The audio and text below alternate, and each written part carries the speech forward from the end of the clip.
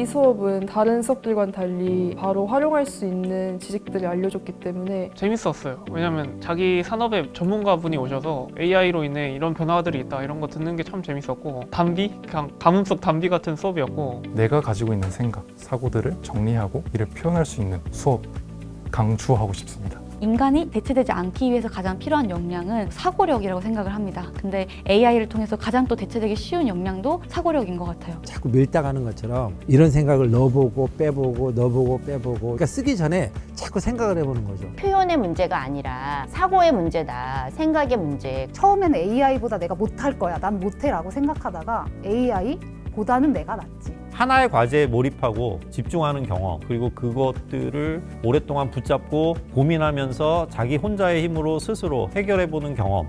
두려워하지 말라. 새로운 도구에 대해서 호기심을 가지고 시도해보라.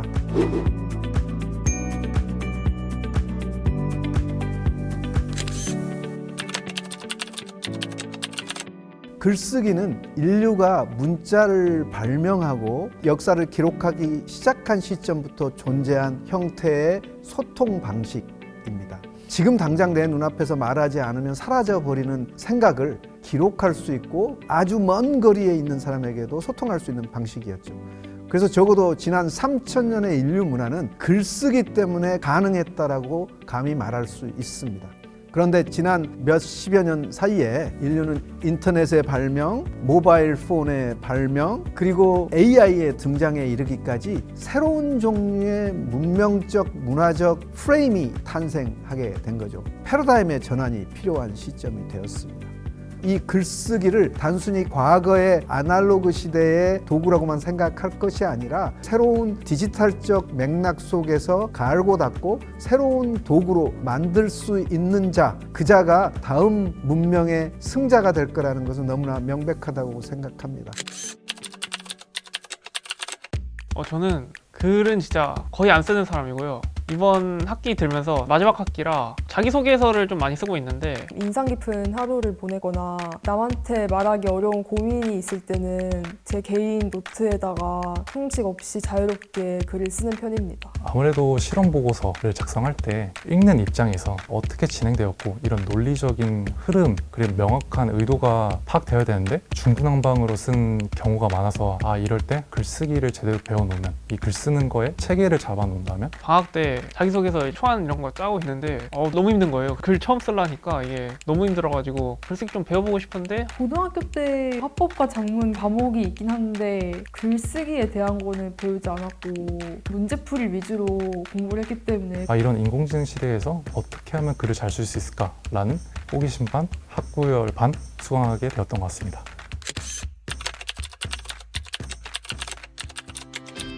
(24년) 1학기부터 시작했고요. 이제 4학기째고 한 학기에 한 100명씩. 교양 선택 과목이라서 다양한 학생들이 1학년부터 4학년까지 전공도 다양하고 학년도 다양하고, 이번 학기까지 그럼 한 400명 정도? 이 교과 과목은 중요한 특징이 있는데요. 외부의 전문가들을 매주 모셔서 그분들로부터 특강 형태의 강의를 듣습니다. 이제 AI 시대가 오면 대학 교육이나 글쓰기 교육이 뭔가 바뀌어야 할 것 같고, 그러면 그런 것들에 대해서 현장에 계신 전문가분들이 이거를 어떻게 바라보고 있고 이 문제에 대해서 어떤 걸 고민하고 있는가, 이런 생생한 목소리를 일단 좀 학생들에게 전달하고 싶었고요. 그래서 전문가 특강 형식으로 다가오는 AI 시대에 학생들이 앞으로 어떤 것들을 어떻게 준비해야 되는지 구체적으로 고민할 수 있는 기회를 제공하는 것이 첫 번째 목표였고요. 나머지 1시간에는 튜토리얼 펠로우라고 해서 전문 튜터들에게 1대1로 교육을 받습니다. 선생님들과 같이 한 학기에 2개의 과제를 제출하게 되는데, 그 속에서 여러 가지 AI 툴이나 이런 것들을 사용해 가면서 깊이 있게 고민할 수 있는 과정을 제공하기 위해서 설계됐다고 이렇게 이해하시면 될 것 같습니다. AI 시대 혹은 4차 산업혁명 시대에 사회가 어떻게 변화하는지와 같은 매크로 퍼스펙티브에서부터 시작해서 실질적으로 지금 유용하게 쓸 수 있는 AI 도구들이 어떤 게 있고, 그런 도구들을 통해서 우리의 글쓰기를 어떻게 최선의 결과로 만들어낼 수 있는가 하는 실질적인 방법을 배우는 매우 마이크로 퍼스펙티브한 교과목까지 고루고루 구성되어 있으며, 결국 모든 일의 시작들은 그 생각을 정리하는 글쓰기부터 시작을 한다고 생각합니다. AI는 글을 더 쉽게 쓰는 것들을 도와주고 글을 더 잘 쓰는 걸 도와줄지언정 글쓰기라는 그 인간의 활동 자체를 대체할 수는 없다라고 개인적으로 생각을 하고 있습니다. 결국 어떤 주제로 글을 쓸 것이냐, 그리고 그 글을 누구를 위해서 왜 쓸 것이냐와 같은 이러한 생각들은 인간이 사고하고 결정할 수밖에 없는 영역이기 때문에 AI 도구는 저희의 작업을 좀 쉽게 해주는 도구일 뿐이지 사실 이거를 정말 결정짓고 이걸 활용하는 건 인간에게 달려있다고 봅니다. 결국 그 AI에게 맡겨놓은 그 결과물에 대해서 책임을 지고 고도화하는 것들은 우리 역량이기 때문에 계속해서 나의 생각들을 정리해보고 이것들을 실체를 만드는 그 글쓰기가 너무 중요한 역량이지 않을까 싶습니다. 인간과 AI가 다른 점을 많이 이야기를 하거든요. 인간은 AI에 비해서 자기 반성을 할 줄 안다. 되새기만 하는 거죠. 시키는 것을 그대로 하는 것이 아니라 내가 하는 일이 어떤 의미가 있는지를 한번 다시 한번 생각해 보는 거. 이게 인간의 특징이라고 말을 하거든요. 젠순왕 MP대학 대표가 재밌는 말을 했더라고요. 자기 보고 다시 대학을 가러 가면은 왜 자기가 이제 IT 기업 회장이니까 컴퓨터 공학을 공부할 거라고 생각하는데 나는 컴퓨터 공부하러 가지 않겠다. 나는 생물학을 공부하러 가겠다. 근데 올 봄에 중국에 가서 또 같은 말을 했어요. 자기 보고 대학을 다시 가라면 나는 물리학이나 화학을 공부하러 가겠다. 굉장히 학생들한테 좀 큰 울림을 준다고 생각을 합니다. 컴퓨터 과학이 안 중요하다는 게 아니라 이런 응용 분야는 AI 시대에 대체도 가능하고 새로운 학문으로 또 바뀔 수도 있습니다. 챗 GPT를 비용한 생성형 AI가 언제부터 유행했는지 한번 생각해 보세요.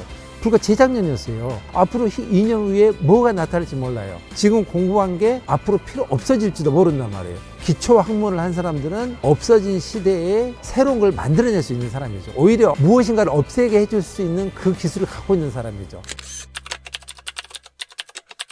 신선하게 느낀 용어가 있었는데 그게 디지털 인문학이라는 단어였거든요. 인문학적인 감성이랑 디지털이랑 연결지어 생각한다는 게 되게 낯설었고 처음에는 이해하기 어려운 개념이었는데 강의를 들으면서 작가분들이 소설을 쓰거나 어떤 콘텐츠를 제작할 때 그렇게 인공지능을 활용한 그런 사례들을 소개해 주셨거든요. 그래서 그런 거 보면서 디지털 인문학이 무엇인지에 대해서 좀 새롭게 알 수가 있었어요.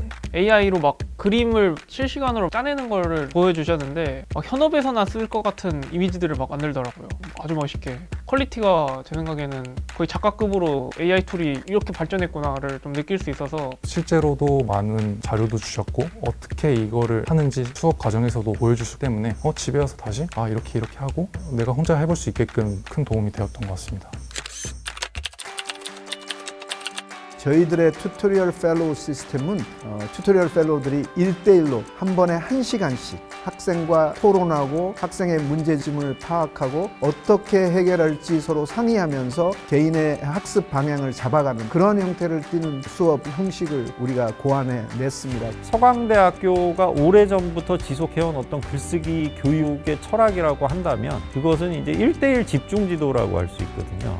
학생들의 기본적인 역량에 개인적인 편차가 있고 이 개인적인 편차를 어떻게든 상향 평준화시키는 글쓰기 교육이 필요하고 그리고 그런 전통이 서강대학교에 있고 그리고 그런 것들이 교육적으로 효과가 있다는 것이 충분히 입증되었다. 학생들과 이제 개별 면담을 총 6번 진행을 하는데 크게 이제 2가지 주제를 가지고 글쓰기 수업이 진행이 돼요. 근데 첫 번째는 주제론적 글쓰기인데 기술 변화가 급격하게 이루어지는 지금 현재 시대 이러한 변화에 대해서 어떻게 생각하는지 그리고 이러한 변화가 앞으로 나의 삶에 어떠한 영향을 끼칠지 두 번째의 경우는 디지털 매체가 되게 다양해졌잖아요. 그래서 그 디지털 매체나 아니면 디지털 기술 그런 것들을 활용해서 이 디지털 시대에 적합한 글쓰기 방법이 이제 무엇이 있을지 한 과제당 3번 첨삭을 하게 되는데 이게 글쓰기 단계에 따라서 첨삭을 하는 거여서 사실 첫 번째 1차 첨삭 같은 경우에는 학생의 아이디어나 개요를 살펴보기 때문에 분량이 아주 많지는 않고요.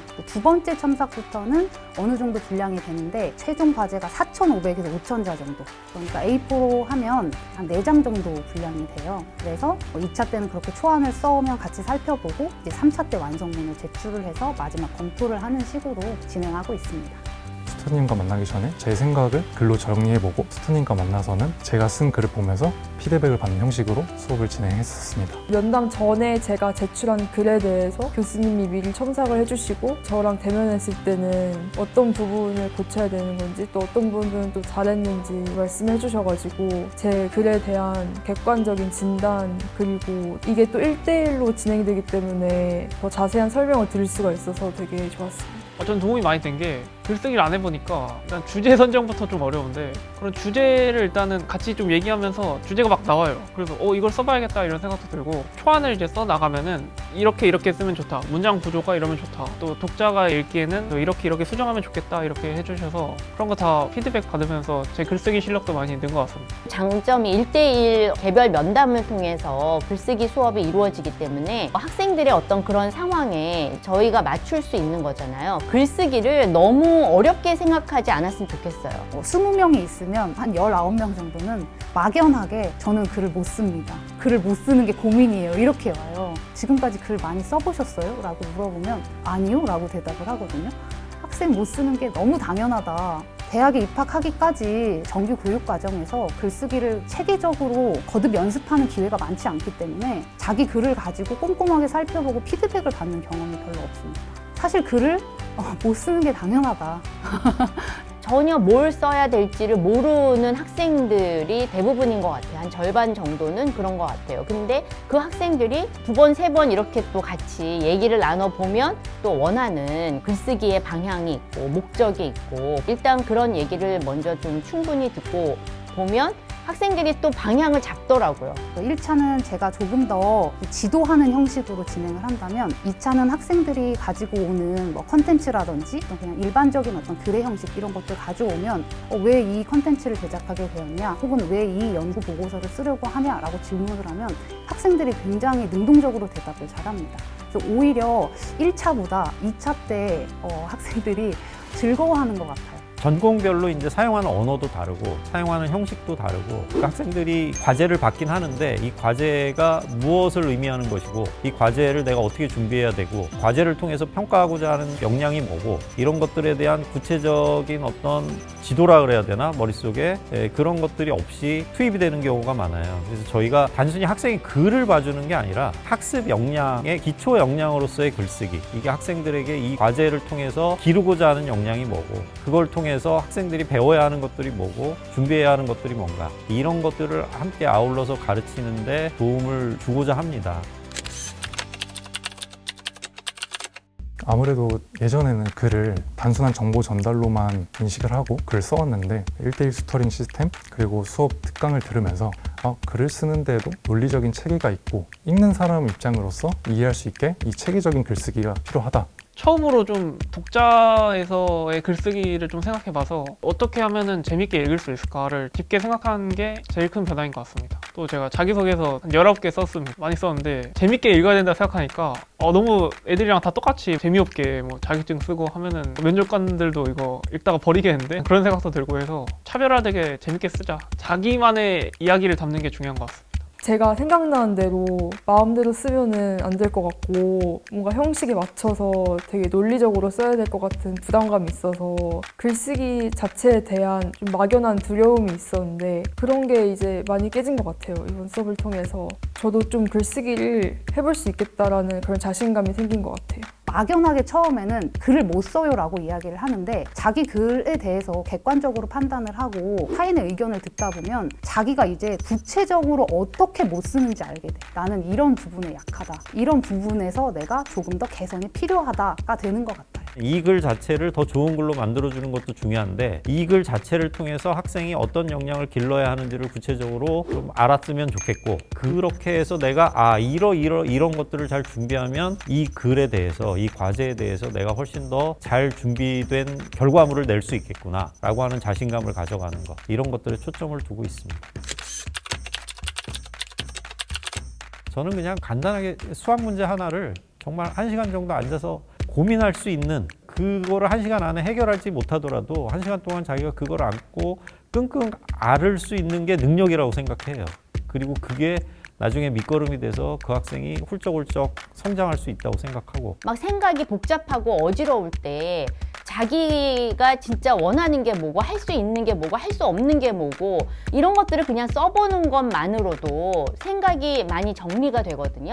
이게 글쓰기라는 게 굉장히 막 무겁고 어렵고 뭐 진지하고 이런 것이 아니라 그냥 가볍게 뭔가 어떤 생각이 떠오르면 어떤 메모를 할 수 있잖아요. 더 많은 어휘를 아는 게 중요한 게 아니라 자기가 어떠한 생각을 하고 있는지, 자기가 지금 무슨 얘기를 하고 싶은지, 오히려 그런 생활 밀착형 글쓰기부터 시작을 하고 그 다음에 이제 이런 게 훈련이 많이 되면 옛날에 그 유명한 중국 그 두보 시인처럼 자연스럽게 글이 나올 때가 있을 겁니다. 우리가 이제 연애에서 아주 친해지면은 친구 사이가 될 때 모든 행동이 내가 어떻게 해도 상대방한테 뭐 눈치 보지 않을 수 있는 것처럼 그런 단계가 또 올 거라고 생각합니다. Just do it. 뭐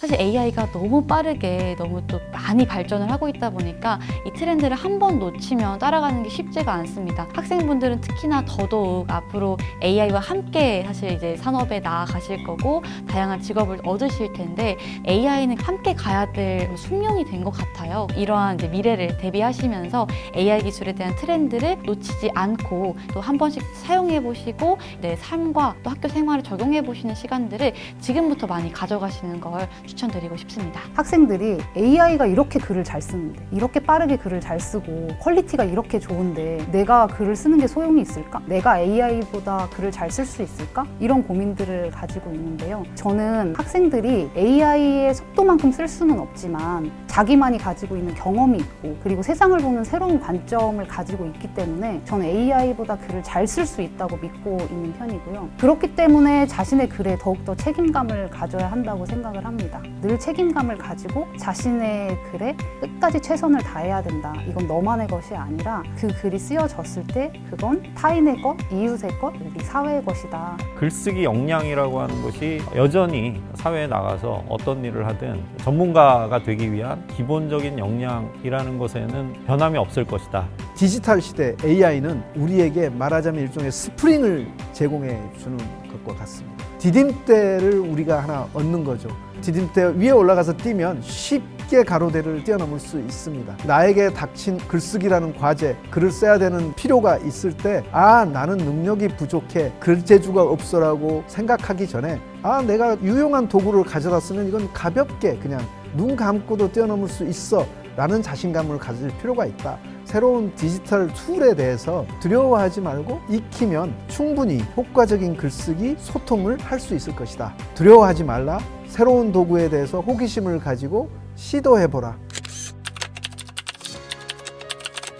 지금까지 대학에서 들었던 모든 수업들은 그런 실용적인 지식을 가르치는 게 아니고 좀 학문적인 거를 가르치는 수업들이 되게 많았어요. 그래서 제가 수업 내용을 듣고 바로 그걸 활용할 수가 없는 그런 과목들이 대부분이었는데 이 수업은 제가 배운 내용을 바로 활용할 수가 있어서 되게 새로웠고 또 만족스러움을 많이 느꼈어요. 이 수업을 듣지 않은 친구들한테는 아직도 글쓰기가 부담스럽고 좀 두렵게 느껴진다면은 이 수업을 통해서 그런 부담스러움을 줄이고 글쓰기를 좀 더 편하게 느낄 수 있다. 그런 것들을 좀 알려주고 싶어요. 저는 완전 수학과 컴공을 복전해서 이 자유교양을 들은 적이 없습니다. 이번에 처음 듣는 건데 그래서 되게 기억이 많이 남을 것 같아요. 왜냐면 전공만 듣느라 너무 힘들었어요.